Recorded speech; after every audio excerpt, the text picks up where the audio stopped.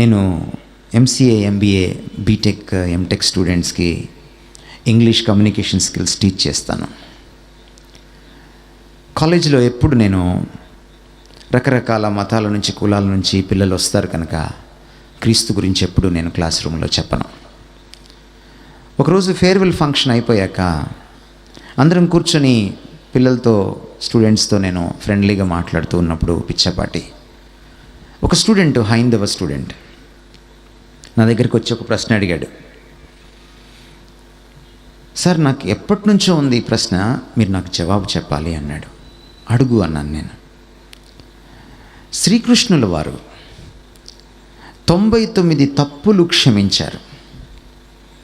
100వ తప్పుకి శిశుపాలుని చంపేశాడు.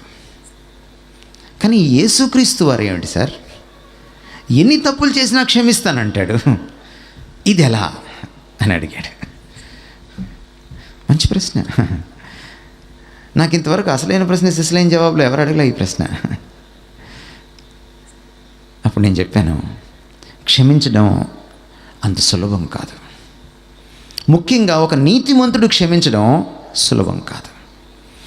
తప్పు చేయని వాడు తన పట్ల తప్పు చేసిన వాడిని క్షమించడం చాలా కష్టం. తప్పులు చేసిన వాడు, నేను కూడా కొన్ని చేశాను కదా, అర్థం చేసుకుంటాడు. కానీ పాపమెరుగని దేవుడు, పాపాన్ని చూడలేనంత నిష్కలంకమైన కన్నులు కలిగిన దేవుడు, పరమ పవిత్రుడైన పరమాత్ముడైన దేవుడు, మనిషి పాపం చేస్తే, ఎన్ని పాపాలు చేసినా క్షమించాలంటే అదంత సులభం కాదు.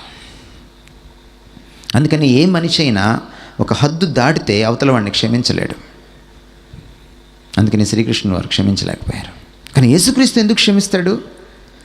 ఎందుకంటే యేసుక్రీస్తు వారి విలక్షణత, గొప్పతనం ఏమిటంటే, ఎందుకు ఈయన అన్ని అవతారాలకు మించిన అవతారం అంటే, తానే ఆ తప్పుకు శిక్ష చెల్లించి, ఎంతటి పాపాన్నైనా కడిగివేయగలిగిన ప్రాయశ్చిత్తం చెల్లించి, పరిపూర్ణమైన ప్రాయశ్చిత్తం చెల్లించి, ఎవరినైనా ఎన్ని పాపాలనైనా క్షమించడానికి సిద్ధ మనస్సు కలవాడిగా